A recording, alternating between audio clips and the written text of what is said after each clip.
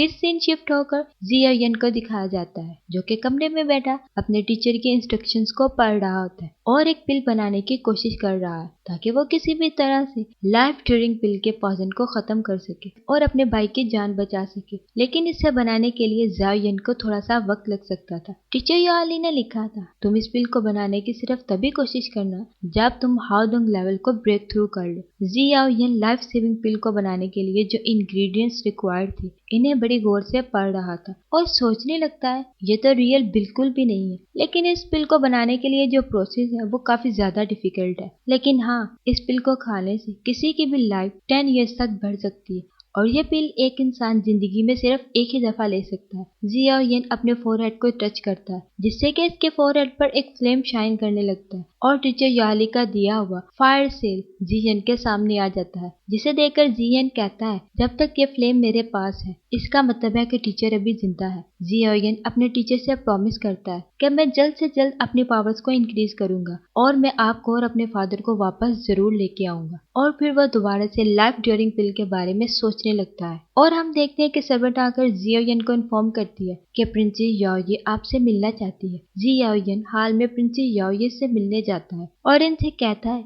आपका यहाँ पर आना कैसे हुआ। तो इस पर प्रिंसेस कहती है कि आपने रॉयल फैमिली को एक बहुत बड़े खतरे से निजात दिलाई है जिसके लिए पूरी रॉयल फैमिली आपको थैंक यू करना चाहती है और हमारे सेक्ट के लीडर आज आपसे मिलना चाहते हैं। जियायन जी सुनकर बहुत खुश होता है और वह याओये को बैठने के लिए कहता है। जियन कहता है आप खाली मुझसे मिलने तो नहीं आए, क्या आपका कुछ और भी कहना है। जिस पर याओये कहती है मैंने सुना है आप जामा एम्पायर में कुछ और अलायंस बनाने का सोच रही हैं। जिस पर जियायन कहता है हाँ बिल्कुल ऐसा ही है, क्योंकि मेरी जियाओ फैमिली के बहुत दुश्मन है इसलिए मुझे एक स्ट्रॉन्ग फोर्स क्रिएट करने की बहुत जरूरत है। हमारे इस आर्मी में बहुत ही ज्यादा एक्स्ट्रा ऑर्डिनरी डिसाइपल्स होंगे। जिस पर प्रिंसेस कहती है मैं भी आपको कुछ बताना चाहती हूँ, आपके ख्याल हमारे सेक्स से बिल्कुल मिलते जुलते हैं, हम भी एक नया एम्पायर बनाना चाहते हैं। मेरे पास आपके लिए एक ऑफर है, अगर आप चाहें तो रॉयल फैमिली आपके साथ इस मिशन में शामिल होना चाहती है। प्रिंसेस याओये की यह बात सुनकर जियायन समझ गया था कि ये जरूर इन लोगों की कोई चाल है और वह प्रिंसेस याओये से कहता है आखिरकार रॉयल फैमिली ऐसा क्यों करना चाहती है। जिस पर प्रिंसेस जवाब देती है कि रॉयल फैमिली सिर्फ इतना चाहती है कि दोबारा लाइफ में कभी भी युनलन सेक्ट जैसा वाकया ना हो, क्योंकि इनकी फैमिली को ऑलरेडी बहुत ज्यादा नुकसान पहुंच गया है। इस पर जियायन कहता है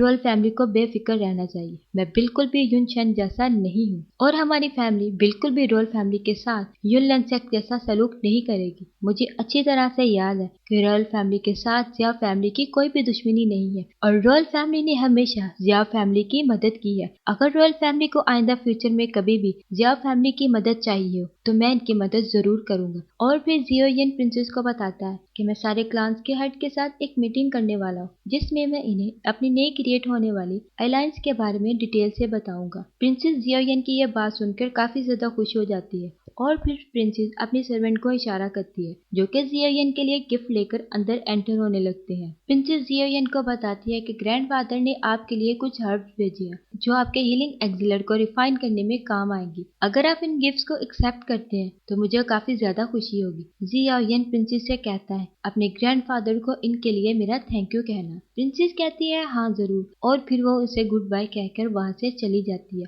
जाओली इन गिफ्ट को ओपन करके देखता है और कहता है रॉयल फैमिली सच में बहुत कमाल है, लगता है रॉयल फैमिली भाई की पिल फॉर्मेशन के प्रोसेस को रोकना नहीं चाहती। इस पर जार्डिन कहता है मुझे तो कुछ ठीक नहीं लग रहा, रॉयल फैमिली जियायन के पावर्स को यूं बढ़ता हुआ नहीं देख सकती और मुझे डर है फ्यूचर में इसे रोकने की कोशिश भी करेंगे। इस पर जियायन कहता है आगे जो भी होगा वो देखा जाएगा, लेकिन अभी के लिए अच्छी बात यह है रॉयल फैमिली मुझे सपोर्ट कर रही है और हमारे साथ हाथ मिलाने में आगे बढ़ी है। इस पर जार्डिन कहता है तुम बिल्कुल ठीक कह रहे हो, मुझे लगता है कि हमें अपने साथ अल्केमिस्ट एसोसिएशन को भी मिला लेना चाहिए, ये भी हमारे लिए काफी फायदेमंद बात होगी और हमारी नई अलायंस को बनाने में काफी हेल्पफुल रहेगा, जिससे कि बहुत ज्यादा टैलेंटेड लोग हमारी फोर्स में शामिल हो जाएंगे। इस पर जियायन कहता है बड़े भाई नई फोर्स क्रिएट करने की जिम्मेदारी पूरी तरह से आपकी है, आप जिसको भी इस फोर्स में शामिल करना चाहें आप कर सकते हैं। अगर आपको कहीं भी मेरी जरूरत महसूस हुई तो मैं आपकी हेल्प जरूर करूंगा। और फिर जार्डिन जियायन से कहता है तुम्हारी इंजरी अब अब कैसी है? क्या तुम पहले से बेहतर फील कर रहे हो? इस पर जियाउयन कहता है हाँ, ये कुछ ही दिनों में रिकवर हो जाएगी। इसके बाद जियाली जियाउयन से कहता है जैसे ही तुम रिकवर होगे मैं ब्लैक होल रीजन जरूर जाऊंगा ताकि वहाँ के हालात का जायजा लिया जा सके। इसके बाद एक सर्वेंट एंटर होती है और वो जियाउयन को इन्फॉर्म करती है कि मिस नालान आपसे मिलने के लिए आई है। नालान अंदर एंटर होती है। जियाउयन इसे बैठने के लिए कहता है लेकिन वो कहती है मैं यहाँ पर बैठने के लिए नहीं आई, मैं बस तुम्हें इन्फॉर्म करने आई हूँ कि मैं जामा एम्पायर को छोड़कर जा रही हूँ और जाने से पहले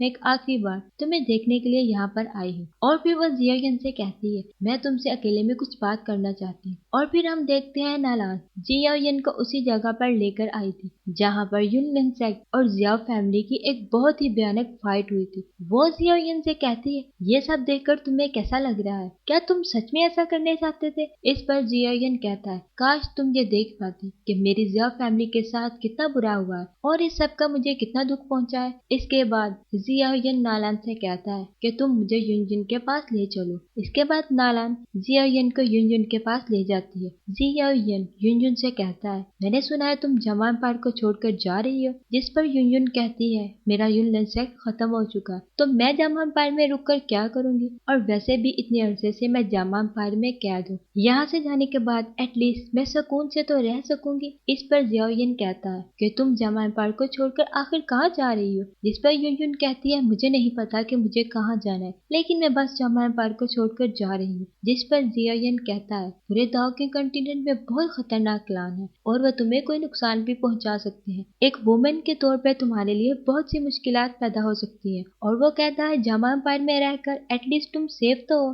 जिस पर युनजुन कहती है कि मैं एक टॉप दाव होंग एक्सपर्ट हूँ, मेरे लिए किसी भी खतरे का सामना करना कोई बड़ी बात नहीं, मैं एक कमजोर औरत बिल्कुल भी नहीं हूँ, मैंने यहाँ से जाने का डिसाइड कर लिया है। और वो जियाउयन से कहती है मैं तुमसे हेट बिल्कुल भी नहीं करती। जिस पर जियाउयन कहता है अगर तुम मुझसे हेट नहीं करती हो तो फिर यहाँ से क्यों जा रही हो, यहाँ पर रुक कर मेरी हेल्प भी तो कर सकती हो। जिस पर युनजुन कहती है मेरा यहाँ से जाना बहुत जरूरी है। और फिर वो जियाउयन को एक रिंग देती है और कहती है ये युनलिन सेक्ट का एक ट्रेजर है, तुम इसे अपने पास रख लो। हो सकता है युनलिन सेक्ट ने जो कुछ तुम्हारी फैमिली के साथ किया इसका थोड़ा बहुत कर्ज उतर जाए। इस सीन में दोनों काफी ज्यादा इमोशनल हो जाते हैं। जियाउयन युनजुन से कहता है क्या तुम्हें सच में जाना है। जिस पर युनजुन कहती है मुझे आज भी वो दिन याद है जब हम पहली दफा मिले थे, वो माउंटेन रेंज और मैजिकल बीच, लेकिन अब वैसा कुछ भी नहीं रहा। इस पर जियाउयन कहता है काश हम अपनी पुरानी लाइफ में वापस जा सकते। वो दोनों एक दूसरे को देख रहे होते हैं, जिसके साथ ही एपिसोड यहाँ पर खत्म हो जाती है।